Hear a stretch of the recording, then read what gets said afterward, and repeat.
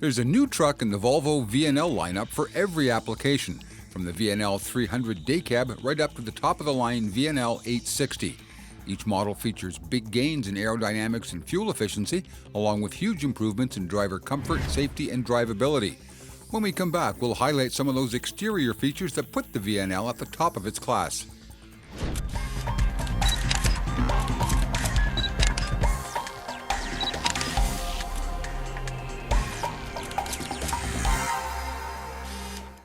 Equipment editor Jim Park here.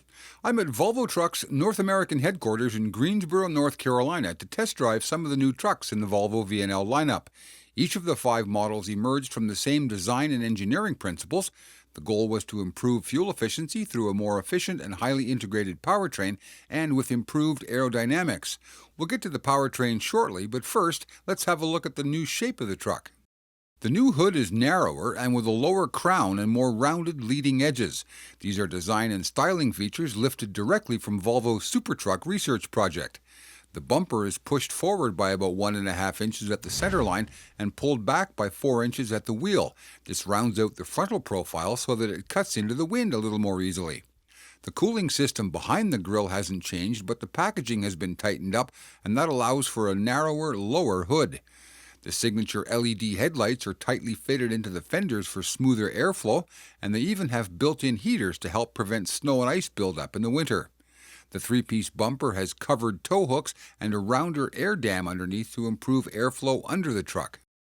Moving back to the fenders, they're more rounded than the previous model and they sweep back more smoothly into the side fairings. Volvo has put a hinged cover over the DEF fill port, and the flexible fairing extender down below the fairing now sits a little closer to the ground. An optional quarter panel offers a full covering of the fuel tank and a smoother transition over the drive wheels. You can see the difference between the two models in this split-screen comparison. With a lower hood crown, you get a steeper rake to the hood.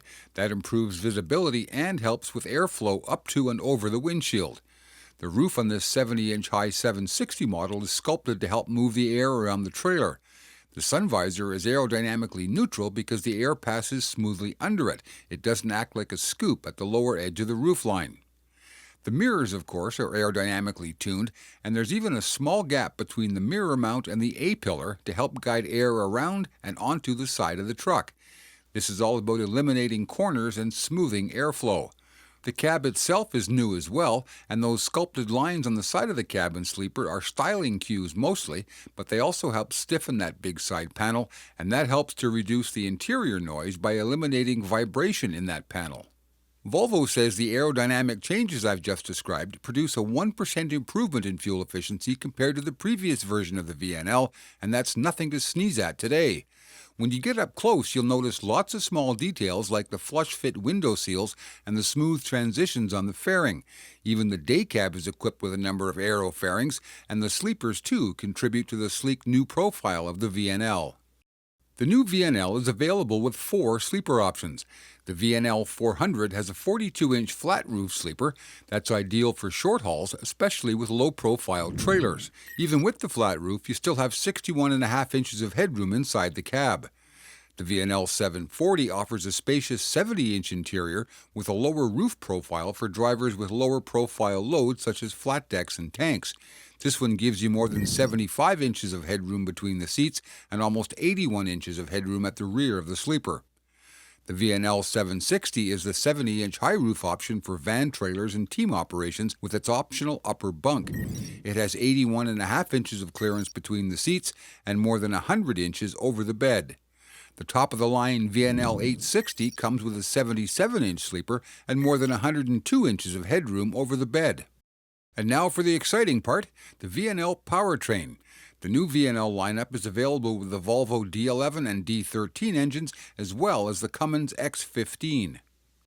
The X15 is available in ratings from 400 to 565 horsepower and 1450 to 1850 pound-feet of torque.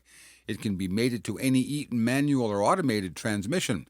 The Volvo D11 engine comes in ratings from 3.25 to 4.25 with torque from 1250 to 1550, and don't let that smaller displacement fool you. It's a lightweight overachiever that can sure hold its own in almost any application. The D11, of course, comes mated to an I-Shift transmission. Both the Volvo D11 and D13 engines feature the latest engineering innovations, such as the wave piston design and a common rail fuel injection system. These engines also use a 2-speed coolant pump to lower demand on the engine when high coolant flow isn't necessary. The D13 offers horsepower from 375 up to 500 and torque from 1450 to 1850 pound-feet. But the big news is the new turbo compounding technology found on the D13. Turbo compounding uses a set of shafts and gears mounted on the rear of the turbocharger housing to harness energy from the exhaust stream and return it to the drivetrain. Volvo says it can deliver up to 50 additional horsepower, and it's really evident during low engine speed operations like when you're climbing a hill or running with a downsped drivetrain. When I drove the truck with the turbo compound engine, revs would drop to as low as 970 RPM before shifting on a hill. That's really astounding. When you couple the turbo compound engine to a downsped XE driveline and add fuel economy enhancing options like the IC predictive cruise control system, Volvo says the new VNL can produce fuel efficiency gains of up to 6.5% compared to the previous version of the VNL. So there's a quick look at the aero and powertrain enhancements to Volvo's new VNL. A gain of 6.5% is nothing short of amazing, and that gets us even closer to that 10 mile per gallon mark. And while you're browsing around here, check out our other VNL videos as well. We have one on the driver comfort features of the new cabin sleeper, and there's one on my driving experience with the truck. And there's tons of other Focus On videos in the collection as well. Check out a few of those while you're here. In Greensboro, North Carolina, with Volvo's new VNL, I'm Equipment Editor Jim Park.